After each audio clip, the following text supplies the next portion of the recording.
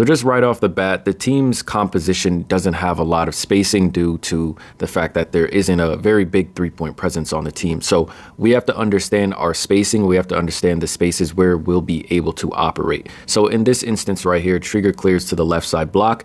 Our space of operation is going to be anywhere from the top of the key all the way down to the elbow. And depending on how Malia Samuels guards this, will determine if we get a little bit more space towards the right side block. Now, the way we can be more effective right here is we have to become more comfortable with keeping that dribble in front of us so that we're not going early to our counter before they take away our other offensive options. Now, this is exactly where the money is, especially at your position. And once you recognize that you have a mismatch or you are a hybrid type forward, so it's going to be tough. A lot of wings are going to try to guard you. You might run into a lot of fours, but this is where you can make a lot of money during the games. So as you come down here, you sprint, you recognize that a smaller defender, this time Jazzy Davidson, picks you up, immediate seal in the paint. Perfect. Look how deep you are in the paint. That's exactly the type of offensive option you want to give your team. Now, they get away with the foul here, but that's exactly the type of positioning you want to be looking for. We're sometimes guarding somebody who's setting a screen, and then we lose track of the person coming off the screen because we're too attached to our matchup. Now, an easy rule of thumb, any screen below the perimeter, just make sure you're keeping an arm's length on the screener. It's a lot better to have full vision of the screen happening than for you to be attached and then end up too late to contest.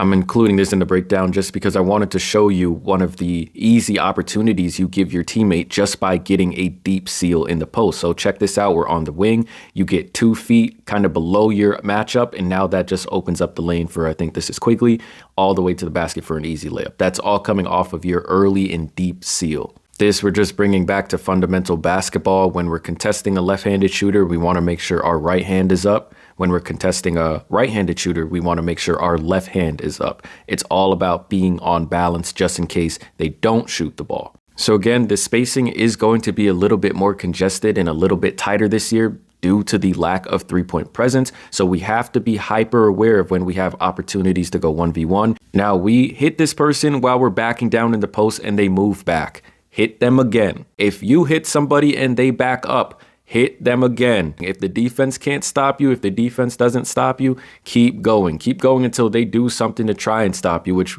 usually is going to result in a foul. So instead of just continuously backing down this player in the post, we kind of give up early and allow the defense to be bailed out by another fadeaway off one leg. Okay, here's just another defensive set. This is a great stunt and recover by you. You're one pass away. We want to force that ball handler to pick the ball up, and that's exactly what they do. They kick to our person. We want to make sure that our closeout is solid here. We should never be leaving our feet on anyone on the perimeter. There's never a reason to jump on the perimeter. So what goes from a pretty good stunt and recover, we bite on the pump fake, and that just allows USC to create another offensive option. So here we have to KYP, or we have to know our matchup. We have to KYM, right? We get another deep seal catch in the post right here. And keep in mind, this is the same player that was having trouble guarding you at the top of the key as you were backing her down. So instead of going, we want to slow down a little bit right here. We don't want to go as soon as we catch the ball. Give yourself maybe half a second to assess. You might want to hold the ball, get into your triple threat pivot, face up, see what type of defense is going to be meeting you at the rim, see what the defense is doing around you, and then you can always go back into your back-to-basket game. But you want to give yourself a little bit of time before you decide what to do.